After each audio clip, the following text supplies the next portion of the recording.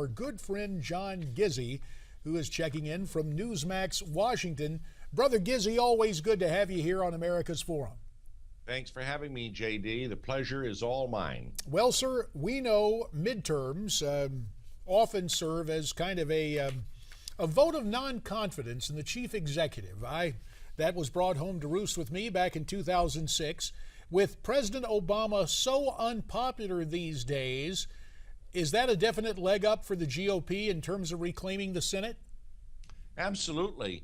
And I'm going to predict right here with you, JD and Francesca, what I'm going to be saying in a few weeks in Newsmax print edition.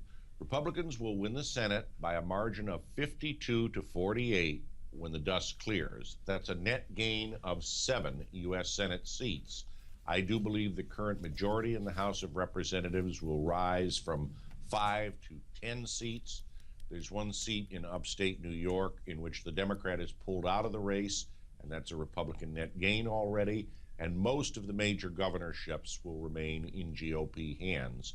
So it will be the typical penultimate election that presidents of the United States have experienced every third cycle since 1938, with one exception, and you and I remember that well, Bill Clinton in 1998, when the Democrats actually gained seats in the midterm election.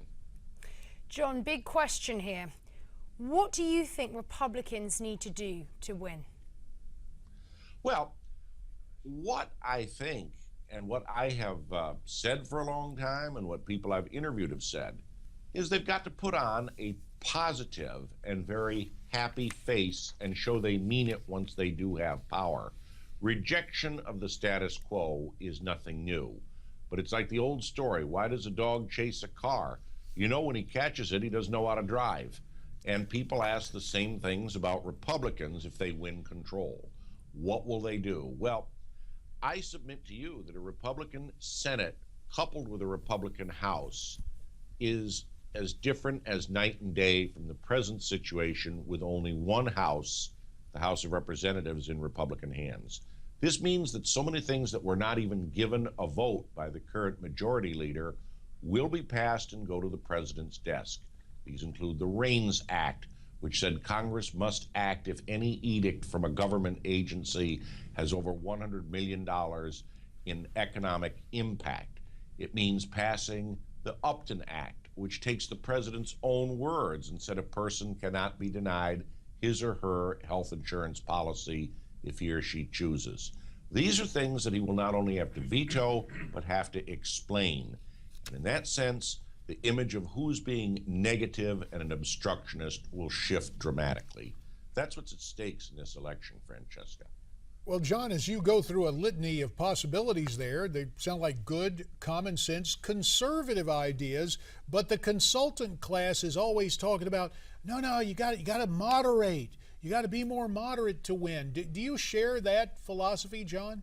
No, not at all. I think it's just simply the way one says it, but not the ideas. Look, you served in Congress, or no, you didn't serve with him. He came along before you, but you certainly knew Jack Kemp. Now, he was someone who was a solid conservative on economic issues as well as foreign policy and cultural issues. And yet everything he presented was positive, upbeat, and inclusive.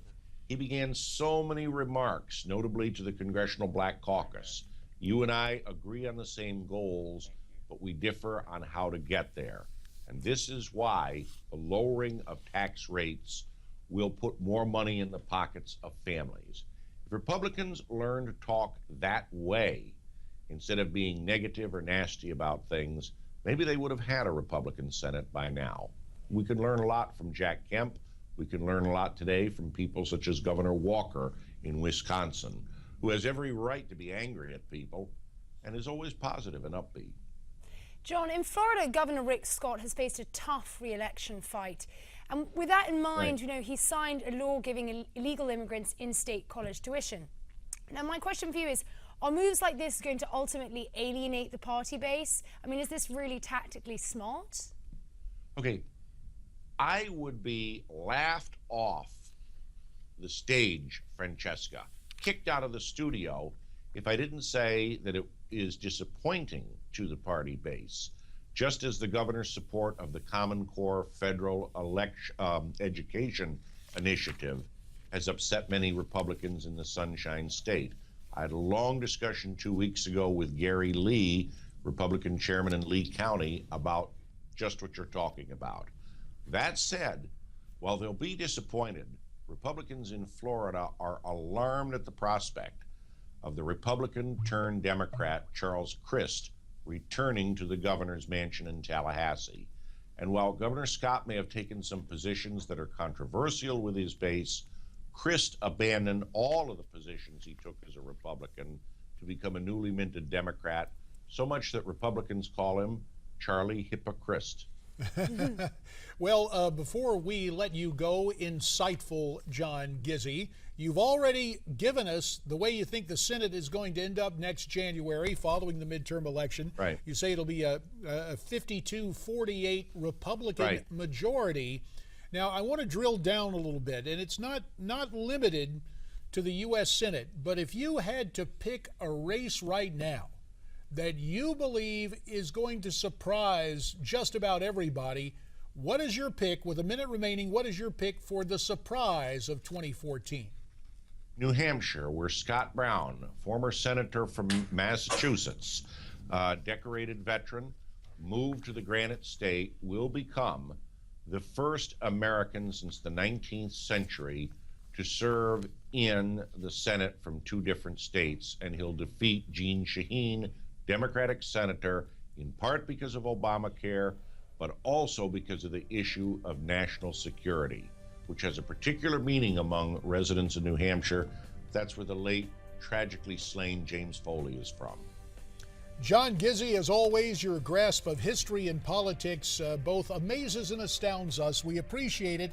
And Scott Brown is going to love that prediction. So New Hampshire will go red with Brown. We'll see if that happens. We've got more ahead as America's Forum continues here on Newsmax TV.